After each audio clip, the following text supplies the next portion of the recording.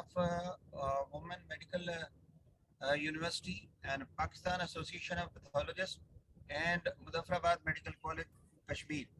The topic of today's webinar is analytical quality control, and our today's respected speaker, Professor Nuzhat Mushahid, and our panelist, as usual, Professor Brigadier Amir Ijaz. So before starting today's 24th PMA webinar, I will request Professor Rashid Saab to recite the Holy Quran so that we can start our this webinar with the name of Allah. Right. Thank you, sir. Jazakallah. أعوذ بالله من الشيطان الرجيم. بسم الله الرحمن الرحيم. والمؤمنون والمؤمنات بعضهم أولياء بعض يأمرون بالمعروف وينهون عن المنكر ويقيمون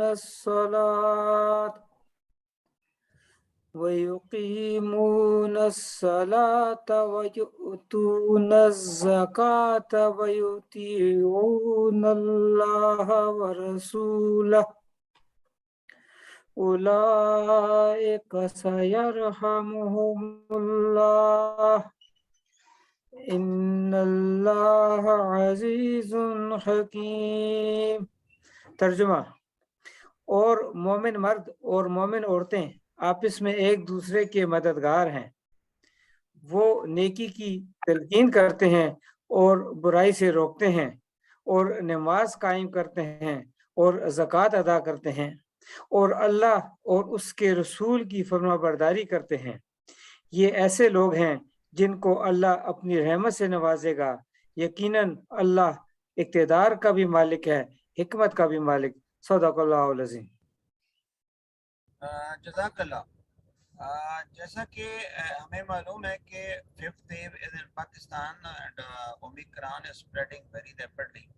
And last night NCOC has imposed the restriction and small lockdowns, and but we all should be very careful in taking the mask and all other SOPs.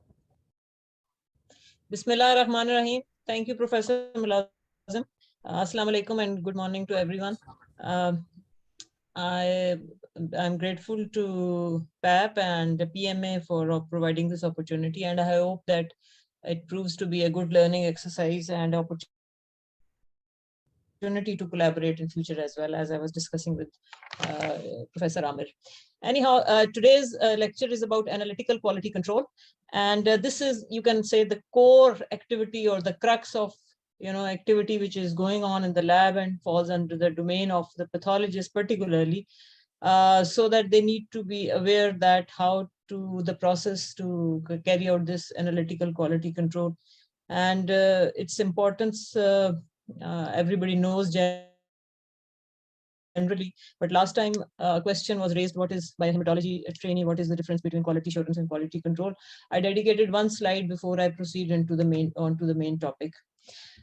The difference between quality assurance and quality control is that overall laboratory or any healthcare establishment is should be managed with a following the management principles, which are the quality management systems like ISO certifications, but the one which is dedicated, the quality management system for laboratories, is called ISO 15189. Obviously, that starts with the spelling out the quality policy with which every employee and every person in that specialty in laboratory is committed, then followed in compliance with with the spirit of the quality policy that is translated through quality assurance. Quality assurance is not restricted to a small aspect. It encompasses all the actions to ensure that quality of the diagnostic test. That encompasses whole of the laboratory functioning, starting from the top management to the bottom tier. It involves many aspects: the surroundings, the equipments, the reagents, the documentation, and a lot more than that. So there this can be further divided into two aspects. Quality control is the narrowed part, which is restricted to ensuring that the results that being produced in the lab are reliable and meets the quality performance criteria, which we talked about previously, and we are going to talk about it again. And broadly, this quality controls that is practically done in the lab are some internal quality control procedures and following an external quality proficiency program. And obviously, quality assurance includes all other aspects of good laboratory practices that includes, as I stated before, and you can imagine the waste disposal and procurement all also fall in the domain of quality assurance. So that is basically a difference. That is a all-encompassing broader umbrella, which works under a total quality system. And we are restricting ourselves today to the quality control aspect, which is the analytical quality control aspect. Now, another term people may encounter over the time is called analytical quality assurance. Now, analytical quality assurance is again a broader term under which the quality control system will fall. And this involves all those things like operational specification charts, quality goals, quality essential analytical quality assurance goals, and the means to achieve those. We are going to talk about this today. In fact, we will be touching about the analytical quality assurance apart from the specific part of the analytical quality control. If you remember the slide last time, we started off talking about the selection of method and how to go about that. We also previously talked about why these methods are selected, what's the diagnostic accuracy, what is the clinical utilization of a laboratory test. And then in step 2, we did touch in the last lecture what are the performance goals, and a little briefly about the validation and verification of the test within the lab environment. And then once it has been decided and you have preliminaries have been done and the method has been proven to be fit for purpose, then it is put into a routine use. And the patient samples start getting tested. And that's once we start performing the test, then we need to make sure that continuously we produce the reliable results. And for that, to have the assurance that the reliable results are produced, we do the quality control activities of the test, and then we report the results. Now, what we are talking about today is about this aspect. We talked about this aspect previously. I'll go through these things again because these two are so interlinked that unless you have a baseline data on this, you probably can't move on to this thing. This is a mistake very frequently, or you can say that omission that is frequently done is that people jump to the LJ chart and they say that we are monitoring the quality control. LJ chart is actually the last thing to be done. Before that, you need to know what is the test performance, where it is standing, and then you have to make certain decisions. Then you have to plan a quality control, and then you can actually go on daily monitoring with the LJ chart. Okay, so the learning objectives of today's is that I'm going to again give you a brief background of why performance of the test should be determined. We already did it a little bit of. Then we had already talked about the standards and goals of test performance after building a concept of what is an total allowable error, which is the actually analytical standards and goals set up by international systems. Then we talked about concept of a medical decision limit, where the quality control is of utmost importance. I touched upon, I'm going to give you a detail of operational specification charts of test performance, and then method decisions based on the method performance, and what is the logic of actually analytical quality control. So broadly, we'll be talking about the concepts of the things that are to be applied in the laboratory. The details and the individual applications and the other aspects of that can be taken up later, or you can read it in the text, because it's once you know the concept of it, then it's easy to actually dig out how to go about that. Then talk about the concept of error detection, the types of errors, and planning the whole analytical quality control, and finally the selection of West Card rules and statistical basis of the daily quality control in the medical labs. That is all will be the concepts that I'll be touching upon. Okay, so as I said previously, any system, whether it's a system going on in a laboratory, or in fact any system which is occurring in the nature, is subject to certain variation. And here, in particular context of laboratory, I talked about the biological variation. Individuals do not have a very static sort of biology all the time. There is intra-individual variations, and there's an inter-individual between the individual variations, and these are the biological variations which are normally happening. Then once we start testing individuals and patients in the laboratory, they will encounter analytical variation. The analytical variation will be within a day analytical variation and between the day analytical variations, and this will constitute the total analytical variation. Now, these variations are just a natural normal phenomena, and that's why we call it as a normal cause variation. So we will have a normal cause variation in each laboratory for each analyte or measurement, and which we will label, which arises because of the inherent biological variation and analytical variation. And these are a normal cause variation. Now we have to document that these normal cause variation, what is the extent of normal cause variation within an individual laboratory, because every individual laboratory has a different circumstances, has a different working, little bit different from other ones. So the first step was to actually document the normal cause variation attributable to this thing within each and individual laboratory for each analyte. So we talked about, I'm sorry. Okay, so we talked about the medical decision limits and the total allowable analytical error, which is the standard setup for each analyte. So we also decided and that we are in laboratory, our variation should be within the provided quota, or the allowable error that is allowed for, or the total analytical variation which is allowed for each analyte.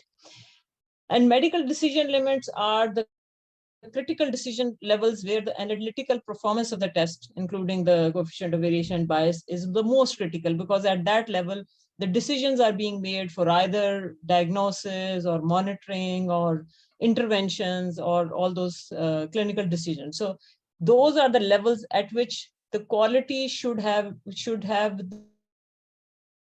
the minimum chances of error. That is why the quality control material usually assesses or provides the analytes of the level at which the clinical decisions are going to be made. So laboratory data are most critically, carefully interpreted at these clinical decision limits. You also remember that I listed their criteria agreed upon of acceptable performance. I'm not going to go into the detail, just to give you a recap that we do have an analytical performance goals already stated and spelled out and as standards and out there from different authorities, and that I also listed last time. It may be regulator, it may be professional societies, it may be some other bodies. So we said that in order to go through the process of knowing the normal cause variation and establishing, we performed certain experiment. And one of the experiments, the most important and commonly performed, is a replication experiment. And this replication experiment is to determine the imprecision within one individual laboratory. So once the replication experiment is performed by doing multiple readings on a given control, say 20 or even less or more than that, and then tabulating that result, calculating the statistics, and then plotting that data on a method decision chart. Now, this is what I told you last time, that's how I do it. You do have a lot of smart tools available out there. I'm just going to show you one of these. If you go onto this website, that makes the things very, very simple. So on this website, you have a quality control statistic calculator. You want to calculate the mean and ST, you can click on their chart, and then you can have a free copy of your own. And here is, once you have this copy, you can actually go and fill in the data that you have. For example, if I have, equipment, say Biolabo, and I want to do ALT and units per liter, and you are doing a biorad third-party control, which is normal level, and then you can keep on. Okay, there you go. That is your probably daily control that you are running on there, and these are sort of reading you might be getting, or whatever the reading you keep on plotting there. And once you have the desired number of readings, you just want to click all of these parameters, and there you go. You have 12 readings. You have that has calculated the mean, the standard deviation, and coefficient of variation. It gives you the standard -1, -2, -3 ST and plus ST. So that is the sort of tools, and there are so many other tools on this same website. I'm just demonstrating you this because last time actually somebody asked about this, so I said I'll just show you there. Okay.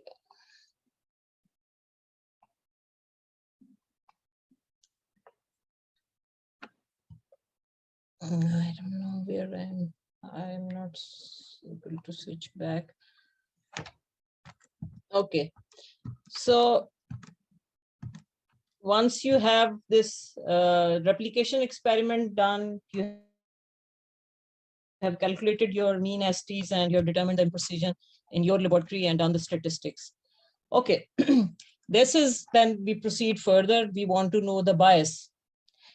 That is the laboratory, we want the data that we are going to have. We have already generated the mean, ST, and coefficient of variation. Now, if you are participating in an external quality assurance program, that is the data which is useful in order to calculate the bias. If you, for doing it first time, you may start off with the mean, which is listed on the controls, which are already provided by the vendor who has provided the control. For biorad, you have it is according to the lot number. It is available on the online, available on the website. So once you have done this, you will going to calculate the bias. That is the value that you have obtained mean, the mean of your peer, and from that you are able to calculate bias, which is 6% in this case. So once you have the bias calculated, then you are going to use a method decision chart. Now, method decision chart is a chart, operational specification method decision chart, where you have plotted the total allowable error in the form of bias on this y-axis up to 100%, and observed imprecision up to 50. Now, the operating point that we are going to find for this particular test that we did, here we know the coefficient of variation, we know the bias. That's what we did. Our bias is here and our CV is here. So this is CV is the imprecision. Coefficient of variation is the imprecision, while the bias is the inaccuracy, and that was around 6%, while imprecision was around 4%. So your operating point is here. So you can, on this method decision chart, now you know that how good your test is performing. This is an excellent performance, because already this criteria is defined in that, because your precision and your bias is very, very low. So you have a world-class performance here. Now you can actually calculate another sort of parameter, which is, analytical quality assurance is spelled out in those terms, and that is called sigma metrics. So what you have done is, as I said, we have calculated the monthly imprecision, which was 4.2. Bias was calculated, comparing the data with your external assurance data, external proficiency data. And we already know the allowable total error for ALT is 25%. So we have all the necessary elements to calculate the sigma matrix. These are three things that you need. We know our imprecision, we know our inaccuracy, we know what is the performance standard for this test. And if you have to calculate, you can do it manually. And in fact, there's so many other smart tools available that you can go and can calculate these. Here it is, the website by Westcard.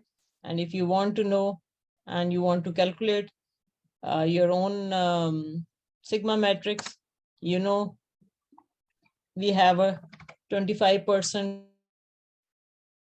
quality requirement or allowable error, and observed bias was 4.22. Observed bias was 0.6, and CV was 4.22. And when we said calculate sigma matrix, it calculated sigma matrix to 5.78, which is actually, if you look at, is a world-class based on this sigma matrix chart, which shows that if your operating point for the test is somewhere here, it's near 6 sigma, then your number of defects or your number of errors is very small. So this concept of sigma matrix has actually evolved from automobile industry, and that actually calculates the number of errors per million. So here, if you apply it in the lab, here you can, in this particular test, you plotted your operating point was somewhere here near almost 6 sigma, which is a world-class quality. While if your test is performing, your operating point is somewhere here, this test has to be seriously, either discontinued or a lot of effort to be put in to make it, in acceptable quality. So unless you have your calculations done to find out what is the performance of your test, at what level your test is performing, you can't actually plan your quality for that analyte. And this is what we are going to talk about, that once you know the performance of your test, where it falls, where is the operating point, how acceptable or unacceptable it is, what is the sigma matrix, how much errors you may be doing while performing this test at that level, you cannot plan the quality assurance or quality control for that. So as I said, that you can divide the test into having a poor performance that does not meet the requirement for quality as is not acceptable in routine operation, and you need to do a good lot of job to make it acceptable. One with the marginal performance will require a total quality control strategy that would need emphasis on well-trained operators, limiting probably only expert technician to carry out. You will have to invest a lot in statistical quality controls. Maybe you need higher number of controls. You will have to be stricter, and more number of Westcard rules need to be applied. You have to do aggressive preventive maintenance, and you have to carefully monitor the patient results, and you have to do all the additional effort to improve the test performance in order to make that test reliable. If you have a test which is performing, it has a good performance, then it can be managed in a routine service. Don't need to probably dedicate a expert operator to that, and you may need not invest that much in quality control procedure. Few controls would do well, and the resources will be conserved in that case, and you may not go, and many Westcard rules may not need to be applied. The one who is the test performing excellent, who has an excellent performance, is very easy to manage in routine services, and you can relax on that bit, and all sort of operators can do it, and minimum expense can keep on giving reliable results. That's how you are going to, this is the a concept, that the background, that how you decide which test, which analyte, which measurement needs how much of investment in quality. Okay, so analytical quality control, the concepts, the most important tools for ensuring the quality of laboratory results, that is ultimately the reliable and safe clinical decision through identification and reduction of errors. So far what we have said is that every test is going to encounter is going to have an inherent variation. It is only when this variation exceeds certain limit that they become errors. And that's the main aim of analytical quality controls, to identify and reduce the errors. So it includes two parallel mechanisms. One is the internal laboratory quality control, and the other is external quality or external quality assessment or proficiency testing. We are talking of this one today, and we'll talk about that later on. So the core concepts is that interpretation of the quality control is based on the assumption that the values resulting from previous measurements are subject to random variation or a normal cause variation. This variation follows a uniform pattern. It follows a statistically, pattern.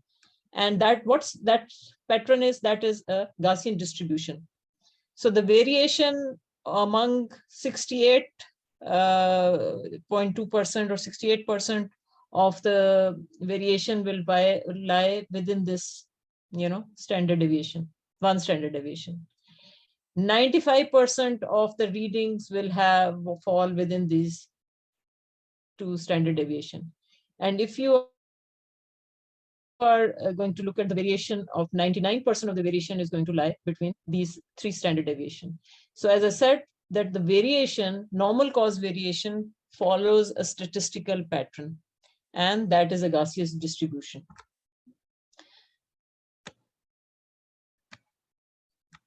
That's the two standard deviation, and this is the third standard deviation. Okay, now we want to be aware of any special cause variation. That is, the core concepts behind it. We know there's inherent normal cause variation. We have documented that this is the normal cause variation within our laboratory. Now we want to know and detect if there are any special cause variation which is unacceptable, or which is called the error has occurred. And it is only possible if we are monitoring the variation every day. That is the reason that variation is being monitored every day. Variation in individual laboratory is, documented by using a material of known established values, which are called controls. We all know that. The variation from baseline level of previously documented variation, that is both the bias and imprecision, through a replication experiment. So we have done a replication experiment to find out both of these, and as a baseline, and observing, and you may need to actually document this variation again for any change, and maybe you have recalibrated the equipment, maybe you have changed the environment, you have relocated the equipment, the lot has changed. So that will be the time when you would want to know the variation again. So once you have established the baseline variation and there's no change, then you can keep on monitoring on a daily basis. Then you every day you want to know that the analytical variation is within acceptable limit for each day and for every run. And as I told you previously, run can be defined based on the number of tests or the shift of a technician, or the time frame. So that is your own way of defining the run. For every run, you may need to apply a control and test the control, because you want to know that the analytical variation does not fall in the category of errors, and that will lead to wrong clinical decision, and that will obviously create a patient safety issue. And this is what is about error detection. We at the same time, we do not want that every time that we are so obsessed with the, detection of error, that actually we start, raising false alarms and unnecessarily rejecting the runs, which will entail causing delays and increasing the cost of tests. And this is what is called false rejection. So this concept is important. So I've listed these concepts. This is actually the crux of whole of this lecture and the concept, that we want to know what is the baseline variation, which is a normal cause variation, which is inherent in every system. Anything which is above this or special cause variation can be labeled as errors. And the detection of error can only happen if monitor the variation every day. And variation of individual labs is documented by using control materials. And the variation of baseline of previously documented lab is through certain experiments. And then we keep on observing this analytical variation is acceptable because we want to detect errors, but at the same time, beware that we don't want to be so obsessed and so careful and go overboard that we are rejecting our runs unnecessarily and causing a lot of cost and delays, which we call as false rejection. So you need to have a balance. And the balance is creating balance and knowing that balance and proactively, doing and planning for that balance is what is the quality control planning. So just to briefly, before we go, I want to give a concept of what is meant by systematic error. For example, a control having a true value, determined through the traceability of control by the manufacturer, and finally referring to the universal standard for that analyte is the true value. So the value which is in your lab through your experiment is the mean of those values is your mean. So anything which is the value which is in your lab or your lab mean, which is different from the true value determined somewhere by the manufacturer through their own method and traceable to international control, is what is called systematic or error or the bias. Now, if you look at this, the deviation which is happening in your own, the variation which is happening around this mean is what is called random error. And both of these constitute the total analytical error. So that is what is, there's a limit defined for this, for your own. So that is to give you a concept about what is a systematic error and what is a random error.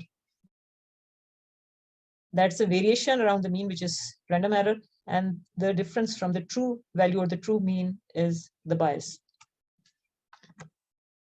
So once you have this mean in your laboratory, you can have a situation which is totally under control, and it is just you are seeing a normal cause variation, which will be something, let's say here, it is around mean.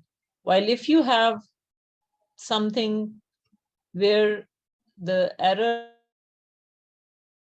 where the values are just away from the true value or the true mean, then that is, and consistently on that side, that shows some special cause variation.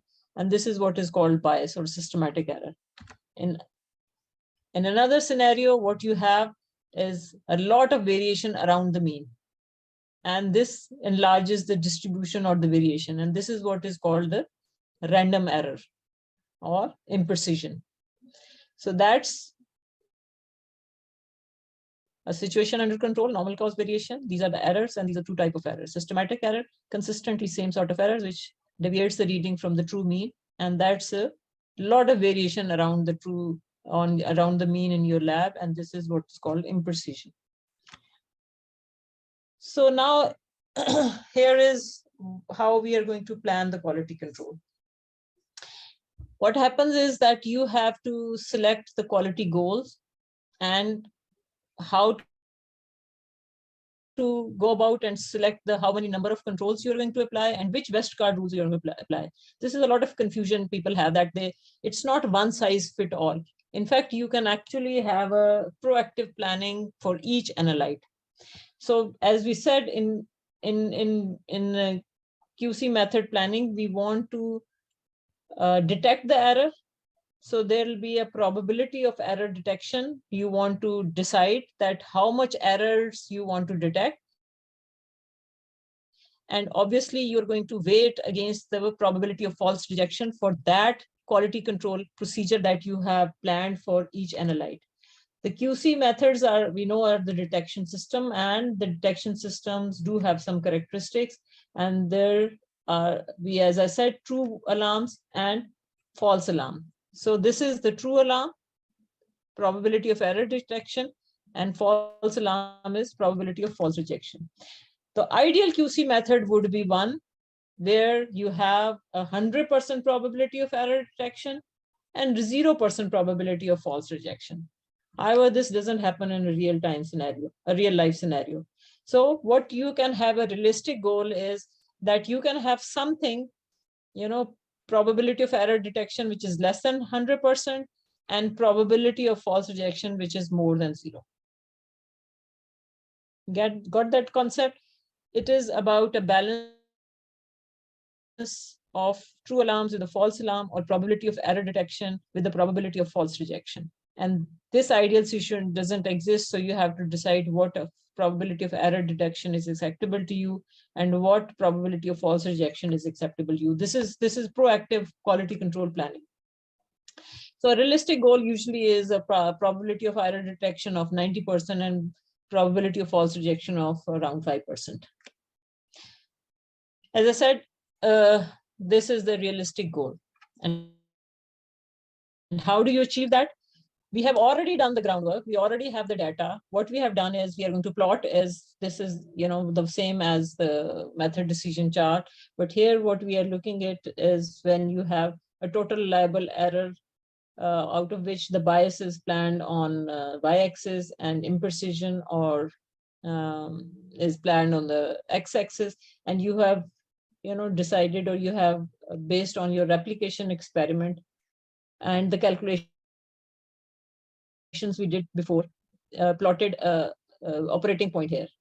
Now, once you know the performance of your test or the operating point of your test, then you can actually approximate. This is a ready-made charts available by Westcard on its site, that you can have this approximated with this chart where they have, written out the Westcard rules to be applied. With these Westcard rules, what will be the probability of false rejection if you are using this number of controls in these, in how many runs? In one run, how many controls, and what will be the probability of false rejection, and what Westcard rule will have 90% probability of error detection against this much probability of false rejection. Now you have a choice. You can actually, if your test is performing here, if you approximate it here, then probably you can plan your quality control by choosing 2 controls in each run. Here, the probability of false rejection is going to be 1%, while you have probability of error detection of 90%. And what Westcard rule you need to just apply is 1-3s. Or if you are here, this is 1-3s, 2-2s, and R4s. So that gives you a very beautiful and easy way to plan your quality control for an analyte whose operating point you know. And this is what is called a normalized operational specification chart. And this is what I was referring to in analytical quality assurance. If you decide that you want to, have a further reduction in false rejection, you may want to go and do this thing. You have 1-3s rule. The probability of false rejection is almost 0, with 2 controls run in each run. That's the use of operational specification chart when you are proactively planning your quality. Now here I have given an example of hemoglobin. In this, my lab operating point is here. which has, hemoglobin has a total reliable error of 7%. Bias was 0%, and imprecision was somewhere, here, 18%. So the operating point is here. And depending upon what of these parameters or what probability of false rejection I want to have, with a probability of error detection of 90%, I may choose any of these. In this case, you will have to run 3 controls each run, and you may choose 1-3S rule, where the probability of false rejection will be 1%. And if you use these 3 rules, you will have a probability of false rejection of 2%. So this is up to you, because it's already not bad performance, but probably it can do well further reducing the imprecision. So now everything is so visible and transparent and clear to you and everyone, that where you are standing, what is happening, what you need to go, how much you want to invest in quality, what it will be the properly error detection, what will be the false rejection, what Westcard rules you're going to apply. This is the quality control planning.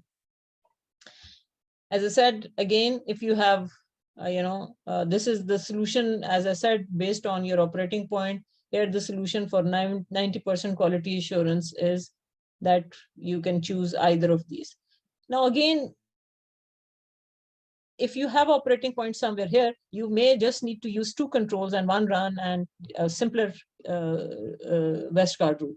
But at least you know where your quality of test is lying, and what is the performance of your test, and how you want to proceed, and proactively know that how much would be your error detection. You can reduce, if you are unable to do somehow control that, you can lower your expectation on quality.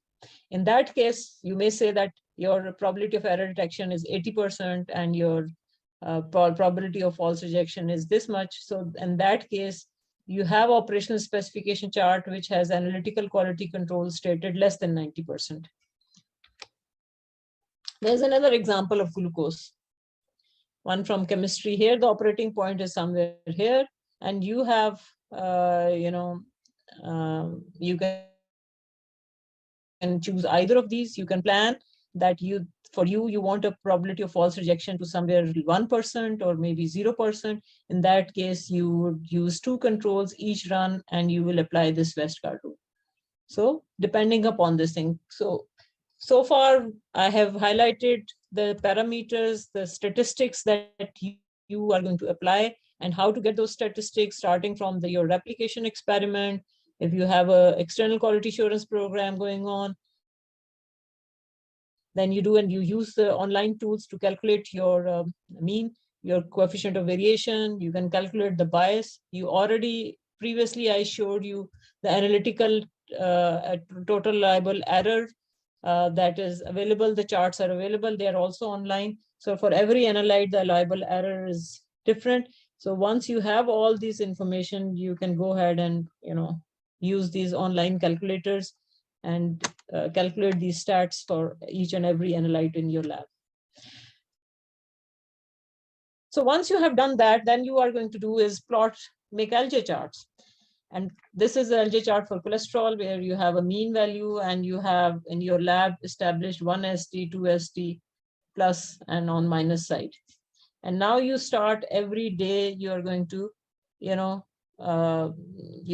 plot your controls here, both normal, high or low, whatever the number of controls you want to show. So now you're going to apply the Westcard rules, which you have already decided in your quality planning, that's a sort of Westcard rules that you're going to apply on this analyte. And you have the reason behind that, because the balance between error detection and probability of false rejection. So that's a sort of commonly applied rules, that is 1-2S, 1-3S. Everybody is very familiar to that. I'll not dwell upon that.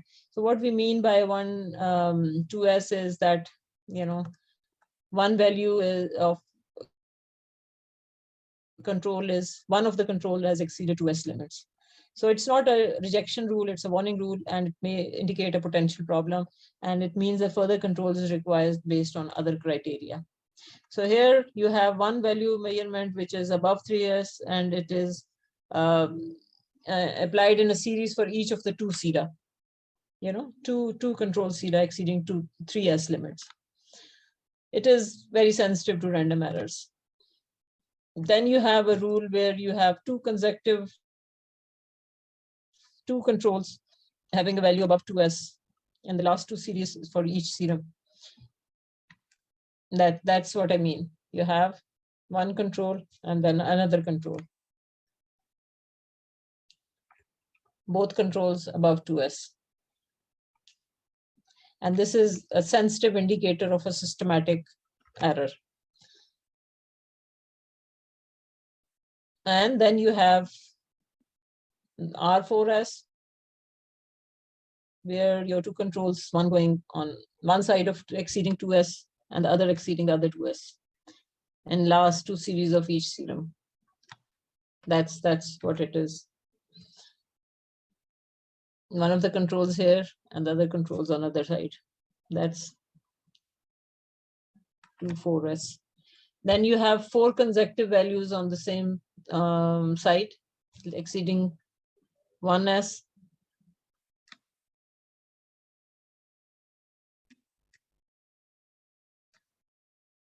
That means if you're employing two controls, two control readings on one side, the other control readings on the same side. So that makes it 4S. So if you have an algorithm to follow for Westgard rules, you obtain the values of the control. And if you have 1, 2S, there's no problem. Situations is extremely acceptable and quite under control. If you have violation of 1, 3S, then you look, and that if you have applied that control limit Westgard rule on, you have decided to apply that one, then situation is out of control and that run or the series is rejected. If it is not violated, you look at 2, 2S. If it is violated, it is again out of control situation. If it is not violated, you look at R4S. And if it is violated, yes, situation is out of control. If it is not violated, you look at 4.1S. And again, it may constitute rejection. And if it is not, then you can apply 10 mean rule and look at that. So that's the sort of algorithm.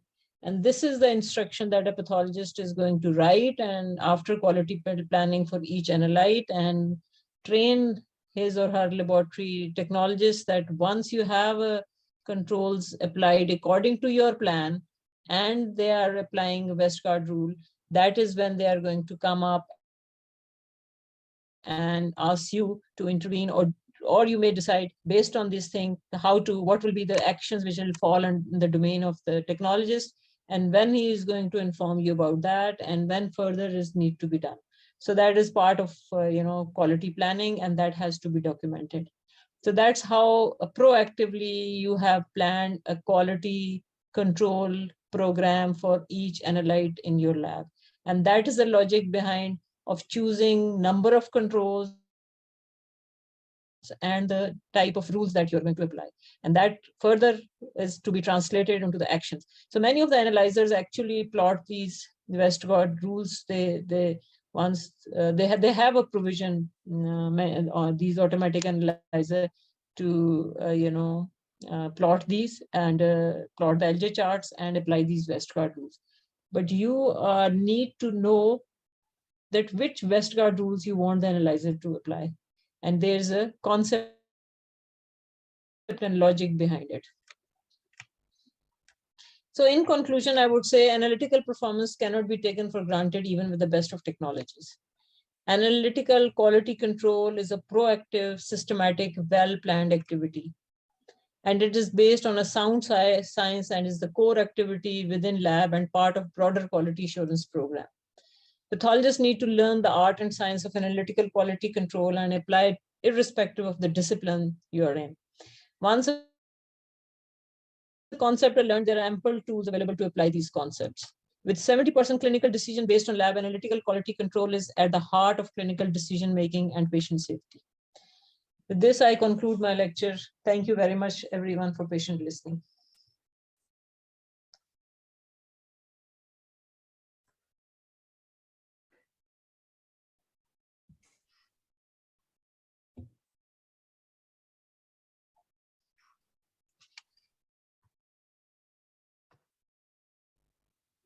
I don't know whether Professor Mulazim is, Okay, still. okay.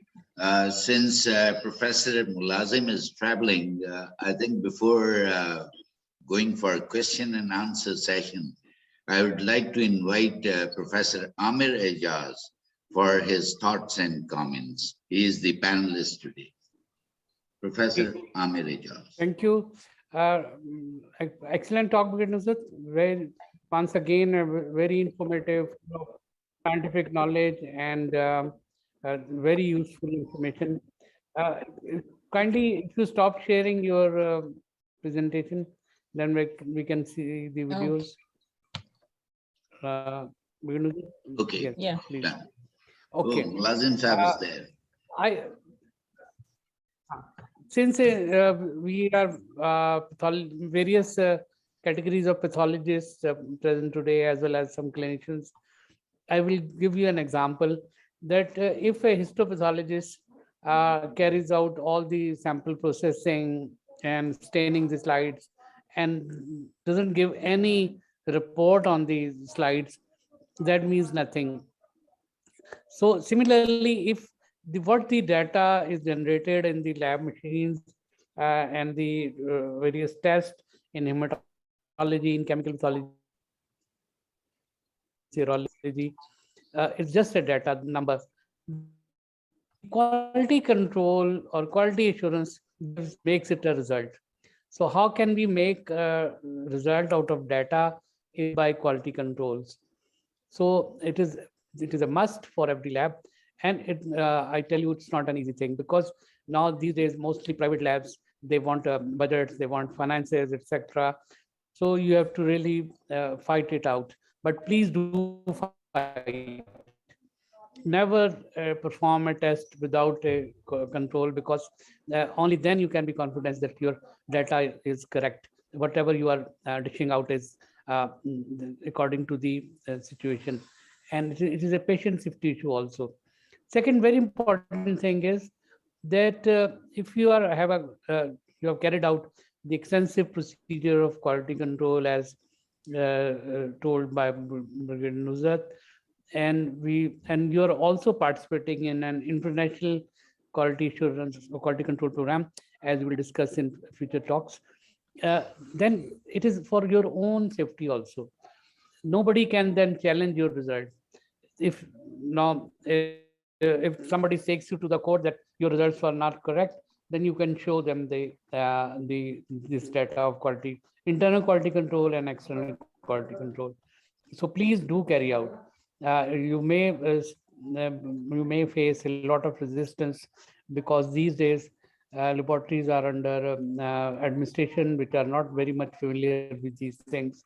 They want only the budget things and finance things. So you have to be very firm on this. Rest, mashallah, Dr. Nuzhat is talking such a nice scientific information, scientific data, and I'll request her to continue this. And if possible, these presentation and these videos should be shared with our. We will share it. Professor Amir will share it. It's very, very. I tell you, it is very useful as a person from. No, I have no words to thank her on this precious Sunday, and for preparation of these, I know it is she must be spending the midnight oil, what they say, for preparing these slides. And I think she has purchased the Westcard site, because it is not free. From our own pocket, she must have paid the charges of Westcard site, because Westcard is a commercial thing. Thank you very much. Thank you. Yes, we fully agree, Professor Amir Ejaz. Excellent talk by Professor Nuzhat. We have Professor Rafiq Khanani as well, I suppose. Can we have his comments, since he's another expert pathologist? Professor Khanani, if you're there, can you comment? And then we'll have our Secretary General, Dr. Qaisar Sajjad. Today, I think he'll be, giving the vote of thanks later. But if Rafiq Khanani is there, Professor Mulazim.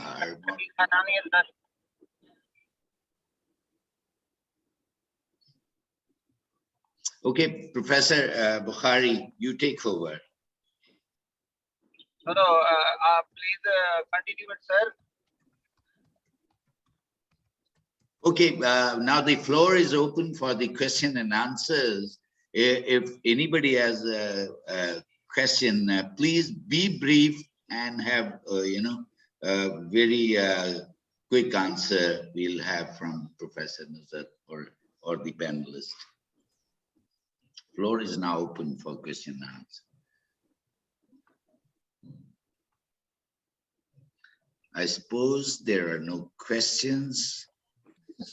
I think one of the reasons is probably too much of statistical concepts involved. In fact, I would suggest in future, when I hope the COVID conditions are better, to actually have hands-on workshop on that, so that in some lab, when students are given hands-on tasks to do it, and physically they do it, and then it goes through their hand, only then probably they'll be able to apply this knowledge. And I'm sure the chemistry people are far ahead in applying these concepts, because that's the code that they're doing. But I think the hematologist and immunologist and immunoassays and every thing which is being done on automated need to go through that. I think I'll request Brigadier Amir Ijaz from the platform of PAP to actually somehow make a program, and I'll be, glad Okay, to be part of that. We have now Professor Rafiq Khanani. Let's listen what he has to say. Assalamu alaikum. In fact, I was listening to Professor Khanani, before you talk, I am highly obliged and thankful that you have started the PhD. Yeah. In your university, and really it is a blessing for the PAP. Thank you. Thank you, Qazi Sahab and Mulazim Sahab. Professor Nuzhat has done wonderful job of enlightening and rejuvenating, our quality standards and controls and all the forgotten things. And I hope that it's going to go a long way in improving the standards of our laboratories. Professor Nuzhat has done a wonderful job and has then really burned the night toils, as Professor Mulazim mentioned. And I really appreciate the Pakistan Medical Association for taking and bringing this to everybody, available to everybody. And as per Professor Amir's request, that if these presentations are made available, it will be a great help in our own academic and teaching activities. So thank you very much. Yes, we'll do that. Carry on, Rafiq, if you're finished. Thank you very much. And if there are no more questions, I think Professor Nuzhat has very, nicely explained everything, and everybody has understood everything.